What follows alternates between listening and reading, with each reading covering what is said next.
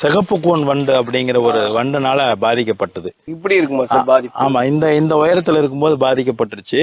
நாங்க இதுக்கு மருந்து எல்லாம் போட்டு இத மரத்தை காப்பாத்திட்டோம். இப்ப மரம் இவ்வளவு காய் பிடிக்க ஆரம்பிச்சிருச்சு. எனக்கு இது உடைஞ்சு விழுந்துருமோங்கிற ஒரு பயம் இருக்குது. இந்த ஓட்டையெல்லாம் இருக்குல்ல, ஒவ்வொன்றும் அந்த வண்டுகள் போட்ட ஓட்டை. ஒரு 50-100 வண்டு உள்ளுக்குள்ள முட்டை போட்டு குஞ்சு பறிச்சு அதை தின்னுகிட்டே இருக்கு. இதுக்கு நடுவுல இருக்கிற அந்த குருத்துன்னு ஒண்ணு ரொம்ப டேஸ்டா இருக்கும். அதை சாப்பிட்டுக்கிட்டே அந்த வண்டு அதுலயே வளர்ந்து அது எப்படியோ உற்பத்தி ஆயிருது. இதுதான் முந்திரி பூ. இந்த காட்டுல நம்ம முந்திரி செடியும் கூட வச்சிருக்கிறோம். ஒரு 5-6 மரம் இருக்குது. இந்த இடம் பிளாட் போட்ட இடம். அங்க இருந்து வாங்கினதுன்னு சொன்னீங்களே, பிளாட் போட்டுட்டாங்கன்னு சொன்னா இல்ல. இப்ப இது வரைக்கும் நீங்க பார்த்தது ஒரு 180 ஏதோ ஒரு பிளாட் போட்டு விற்பனை செய்யப்பட்ட இடம், விற்பனைக்காக தயார் பண்ண இடம். ஆமா, சரியா விற்பனை ஆகல. கல்லெல்லாம் நட்டு பிளாட் போட்டு இது பண்ணது. பிளாட் போட்ட இடத்தை வாங்கி விவசாயம் பண்றாங்கன்னு நம்ம நிறைய செய்திகள் படிச்சோம் இல்லையா. முதல்ல ஒரு பூந்தோட்டம் போட்டிருந்தோம், டிராக்டர்லாம் ஓட்டி பூந்தோட்டம் பண்ணிட்டு கிடந்தோம். அந்த பிளாட் போட்ட இடம் தான் இவ்வளவு நேரம் பார்த்த ஃபாரஸ்ட். பிளாட் போட்ட இடத்த மறுபடியும் ஃபாரஸ்ட் ஆக்கிட்டோம் நாங்க, ஒரு ஆயிரக்கணக்கான மரங்களை வச்சு. இது எங்களுடைய சாதனை தான். இல்லைன்னா இது நேரம் ஒரு 10-20-50 வீடுகள் கட்டப்பட்டு ஆமா ஜனங்கள் பில்டிங்கா மாறி இருந்திருக்கும். என்னென்ன மீன்கள்லாம் இருக்கு சார்? ஜிலேபி, கட்லா, ரோகு, இப்படின்னு ஒரு 4-5 வெரைட்டியான மீன்கள் இருக்குது. ஒன்னு அடிச்சு சாப்பிடாத மீன்கள். பலாமரம் கொஞ்சம் கேரளாவில இருந்து வாங்கியிருக்குது, கொஞ்சம் பன்ருட்டில இருந்து வாங்கியிருக்குது.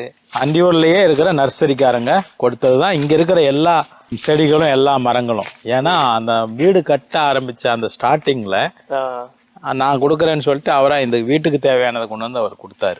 கேரளாவுல ஒரு விவசாய பண்ணை இருக்குது, கவர்மெண்டோடது தான். அங்க வாங்கினது இந்த ரெண்டும். முதல்ல காய்ச்ச லெமனும் முதல்ல காய்ச்ச ஆரஞ்சும் நம்மளோட அந்த 2 செடிகள் தான்.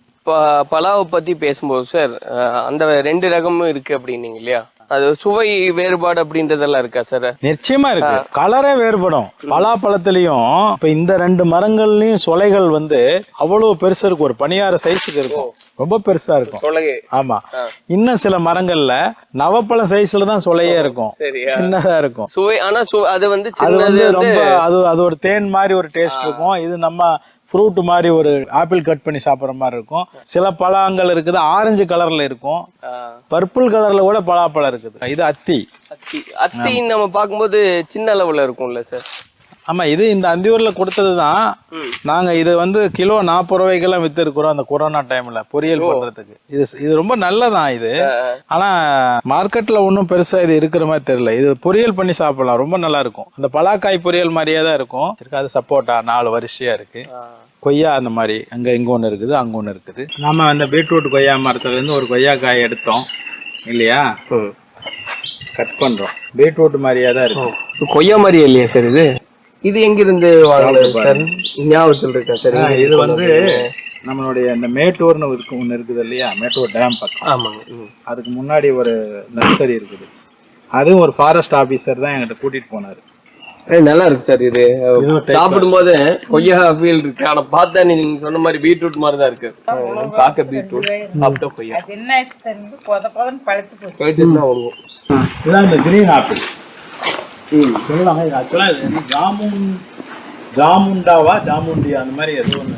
ஜாமுன் அது 2 இருக்குது. நம்மளுடைய துளசி இருக்குது. பறவைகளுக்கான தண்ணி. ஒரு 4 மணி வாக்கில் இங்க இறங்கி ஒரு 20-30 குருவிகள் குளிக்க ஆரம்பிச்சிருவாங்க.